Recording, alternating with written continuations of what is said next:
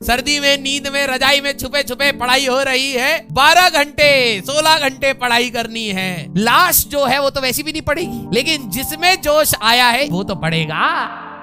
New year resolution लेने की कोई जरूरत नहीं है, क्योंकि वो तो भैया दिल से भी बुरी हालत वाले में। दिल का तो फिर भी होता है कि 1-2 महीने बाद टूटता है। न्यू ईयर रेजोल्यूशन तो भाई साहब 2-3 दिन में ही टूट जाता है। न्यू ईयर पे बच्चों का जोश ज्यादा होगा तो पढ़ाई अच्छे से करेंगे। ये तो स्ट्रेटजी है यार। नए साल का जोश होगा बच्चे का, कम से कम आज तो करेगा ही करेगा, कल नहीं करेगा तो वो तो स्ट्रेटजी थे। नए साल के जोश को यूज किया जा रहा था। न्यू ईयर रेजोल्यूशन लिया था, नहीं यार अब हम लोग बहुत ऑर्गेनाइज में पढ़ेंगे, कोई बैकलॉग क्रिएट नहीं करना है और अच्छे से पढ़ाई करनी है। उन लोगों ने रेजोल्यूशन या फिर अपनी सोच, तो भले आपने रेजोल्यूशन ना लिया हो, सोच करी होगी कि हाँ यार अब से अच्छी से पढ़ाई करनी है, खुद को दिया हुआ वचन है, अब कैसे तोड़ेंगे। तो रमखा बन ले हो, सब जानते हैं तुम्हारे बारे में। लास्ट जो है वो तो वैसी भी नहीं पड़ेगी, लेकिन जिसमें जोश आया है कम से कम वो तो पढ़ेगा, अपना सिलेबस तो खींचेगा थोड़ा सा आगे। मैं आप सभी लोगों को ये बात बोलूंगा कि प्लीज आप अपने बेसिक्स को कंप्लीट रखना, अपने थ्योरी को रिवाइज करते रहना। कई सारे ऐसे बच्चे हैं उनका 11th अभी भी होल्ड में है। कुछ बच्चे कहीं और से आए थे, मैं ये नहीं कह रहा उन्होंने पढ़ा नहीं पढ़ा, कैसा पढ़ाया। आपकी 12वीं खत्म होगी,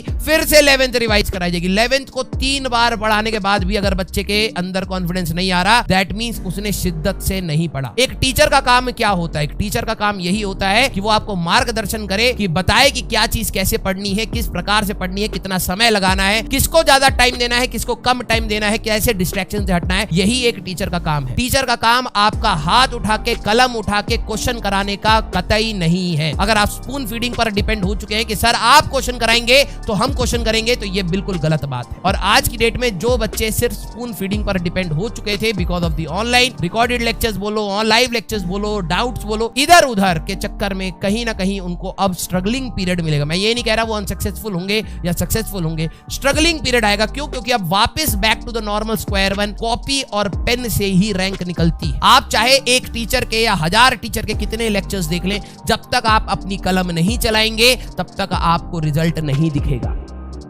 भाई देखो, अब वो बड़ी ऑर्गेनाइजेशन है, गवर्नमेंट ऑर्गेनाइजेशन है, लेकिन उनको बच्चों के बारे में कुछ सोचना जरूर चाहिए। उनको नहीं पता कि शायद उनके एक स्टेटमेंट की वजह से बच्चों के ऊपर बहुत ज्यादा स्ट्रेस